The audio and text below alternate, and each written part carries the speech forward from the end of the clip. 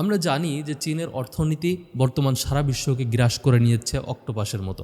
কিন্তু এই অক্টোপাসের মতো কিভাবে গ্রাস করছে, তার অন্যতম একটি কারণ হচ্ছে এই যে নতুন রোড করার পরিকল্পনা করছে, এটার মাধ্যমে সারা বিশ্বকে চীন তার অর্থনীতির ভিতরে নিয়ে আসতে চায়। এই বেল্ট অ্যান্ড রোড ইনিশিয়েটিভের ভিতরে প্রায় 140+ দেশ অন্তর্ভুক্ত। এটা চীন থেকে শুরু হয়ে এশিয়া, আফ্রিকা এবং ইউরোপ পর্যন্ত পুরা পৃথিবীতে ছড়ানো থাকবে। এর মধ্যে থাকবে নৌবন্দর, স্থলবন্দর, তারপরে বিভিন্ন রাস্তা, নৌ রুট, সব কিছুই এর অন্তর্ভুক্ত থাকবে। তো সুতরাং বুঝতেই পারছেন যে একটা অর্থনৈতিক রোডের কত গুরুত্ব রয়েছে। এছাড়াও আরও কিছু রোডের পরিকল্পনা রয়েছে, যেমন international north south transport corridor. এটার মাধ্যমে রাশিয়া, ইরান, ভারত, মধ্য এশিয়া, ইউরোপ একটা অর্থনৈতিক করিডোর তৈরি করার চেষ্টা করছে। এছাড়াও ট্রান্স আফ্রিকান হাইওয়ে নেটওয়ার্ক, যেটা আফ্রিকার প্রায় 35+ দেশ এর ভিতরে অন্তর্ভুক্ত। তারা এর মাধ্যমে নিজেদেরকে আবার একতাবদ্ধ করা এবং শক্তিশালী করার পরিকল্পনা করছে। এছাড়াও চায়না পাকিস্তান করিডোর, অর্থনৈতিক করিডোর, এটা আমরা সকলেই জানি।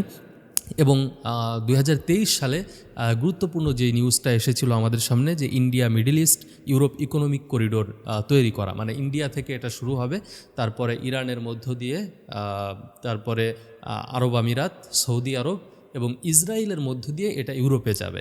এজন্য আমরা এবার হামাসের প্রতি হামলা করার আগে ইসরায়েল, আমরা দেখেছিলাম যে সৌদি আরব উঠে পড়ে লেগেছিল যে ইসরায়েলের সাথে কিভাবে ভালো সম্পর্ক তৈরি করা যায়। এটার কারণ কি? এর অন্যতম একটি কারণ ছিল এই যে রোডটা ভারত থেকে নিয়ে ইসরায়েলের ভিতর দিয়ে ইউরোপে যাবে, এই রোডে তাদের অংশগ্রহণ করা, যাতে তারা ইসরায়েলের ভিতর দিয়ে যেতে পারে।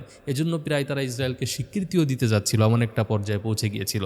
আমরা বর্তমান বিশ্বে যারা আধিপত্য বিস্তার করতে চাই, দেখলাম যে তারা এই করিডোরগুলো তৈরি করার চেষ্টা করছে।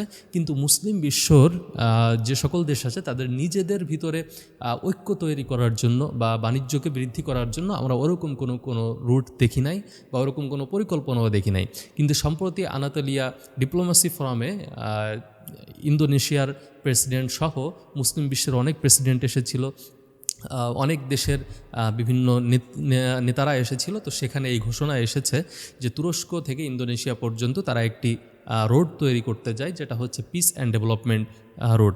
কিন্তু আমি যে আগে যেই সিল্ক রোডের কথা বললাম, সেটা যে শুধুমাত্র অর্থনৈতিক ক্ষেত্রেই সীমাবদ্ধ ছিল না, রাজনৈতিক এবং ধর্মীয় যেই উন্নতি, সেটাও এর অন্তর্ভুক্ত।